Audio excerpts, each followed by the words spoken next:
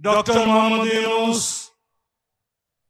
আপনার নেতৃত্বে গণঅভ্যুত্থানের পরে সাংবিধানিকভাবে অন্তর্বর্তীকালীন সরকার গঠিত হয়েছে, কিন্তু মনে করবেন না রোজ কিয়ামত পর্যন্ত আপনাদেরকে আমরা এই জায়গায় দেখতে চাইব। আপনার সরকার এখন মানুষ বলছে এনসিপি মার্কা সরকার। আপনার সরকারে এনসিপির 2 জন প্রতিনিধি বিদ্যমান, তারা উপদেষ্টা, তারা আবার এনসিপি সংগঠন করে, অফিসিয়ালি করে না, কিন্তু সবাই সবকিছু জানে, ওপেন সিক্রেট।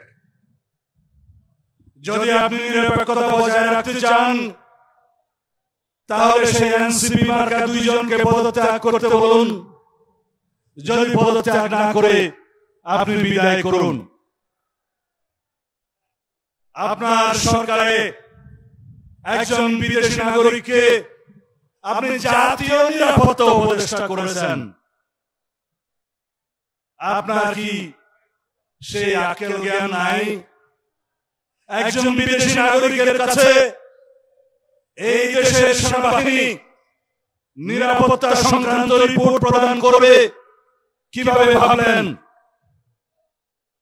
তিনি রোহিঙ্গা করিডোরের নামে, মানবিক করিডোরের নামে বাংলাদেশকে যুদ্ধক্ষেত্রে পরিণত করতে চায়।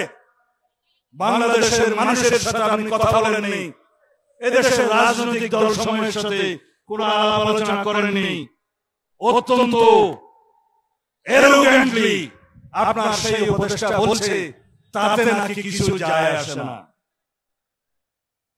এই জনসভা থেকে দাবি করছি সেই জাতীয় নিরাপত্তা উপদেষ্টাকে আপনি বিদায় করুন। সেই জাতীয় নিরাপত্তা উপদেষ্টা হয় নিজে পদত্যাগ করবে, না হয় আপনি তাকে বিদায় করবেন। এই দেশের নিরাপত্তা সংক্রান্ত কোন জাতীয় দায়িত্ব বিদেশি নাগরিকের হাতে থাকতে পারে না। এই নাগরিক ষড়যন্ত্র করছে বাংলাদেশে একটি অস্থির পরিস্থিতি সৃষ্টি করার জন্য। আমরা তা হতে দেব না। এই দেশে বন্দর, করিডোর সবকিছু নাকি ইউনূস সরকারের অধিকারের মধ্যে পড়ে। বিদেশে আপনি কি কন্ট্রাক্ট করে এসেছেন জানি না। আপনি অবলীলাক্রমে বাংলাদেশের সমুদ্র বন্দর, নদী বন্দর, করিডোর সব বিদেশিদের হাতে হস্তান্তর করবেন। কি চুক্তি করে এসেছেন? কি এখতিয়ার আছে আপনার?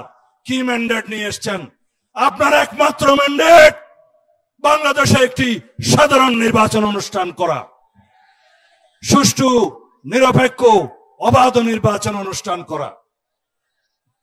আমরা বলেছিলাম যথেষ্ট হয়েছে। নির্বাচনমুখী যে সমস্ত জরুরি সংস্কার করা দরকার সেই সমস্ত জরুরি সংস্কার আমরা পরামর্শ দিয়েছি। সেই সংস্কারগুলো অগ্রাধিকার ভিত্তিতে আপনি বাস্তবায়ন করে ডিসেম্বরের ভিতরে এই জাতীয় নির্বাচন অনুষ্ঠান করতে হবে।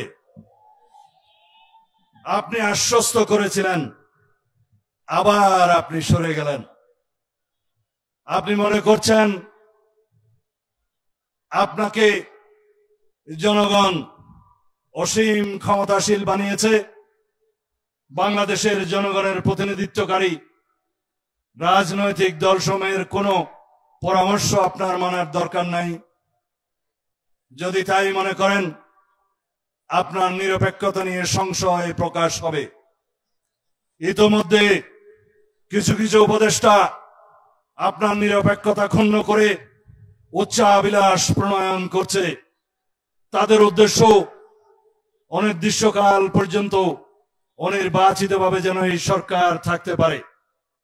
আপনার কি অবশ্য উদ্দেশ্য আমরা জানি না। যদি কোনদিন নির্বাচনের দাবিতে এই অন্তর্বর্তীকালীন সরকারকে ঘেরাও করতে হয়, তা হবে আমাদের জাতির জন্য একটি দুর্ভাগ্য। আপনি কি চান এই নির্বাচনের জন্য আপনার সাথে আমাদের কোনো দ্বিধাদ্বন্দ্ব সৃষ্টি হোক? এদেশের জনগণ সংশয় প্রকাশ করুক, এদেশের জনগণ যমুনামুখী লং মার্চ করুক? হুঁশিয়ার করে দিতে চাই, প্রফেসর ডক্টর ইউনূস সাহেব, আপনি বিশ্ববরণ্য ব্যক্তিত্ব, সম্মানিত জন, আপনি সম্মানের সাথে বাংলাদেশে একটি অবাধ ও সুষ্ঠু নির্বাচন অনুষ্ঠানের আয়োজন করুন ডিসেম্বরের মধ্যে। যেই কথা আপনি আমাদেরকে দিয়েছিলেন, সংস্কার এবং বিচার চলমান প্রক্রিয়া, সেটা চালু থাকবে যারাই সরকারে আসুক।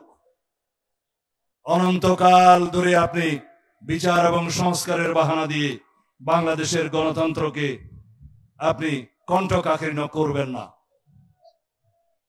যাদের কথায়, যাদের পরামর্শে আপনি বিভ্রান্ত হচ্ছেন, সেই ফ্যাসিবাদের দূষরদেরকে আপনার উপদেষ্টা পরিষদ থেকে অপসারণ করুন। আমরা আগেও বলেছিলাম, আপনার উপদেষ্টা পরিষদে আওয়ামী ফ্যাসিবাদের দূষর আছে, আমরা চিহ্নিত করে দিয়েছিলাম।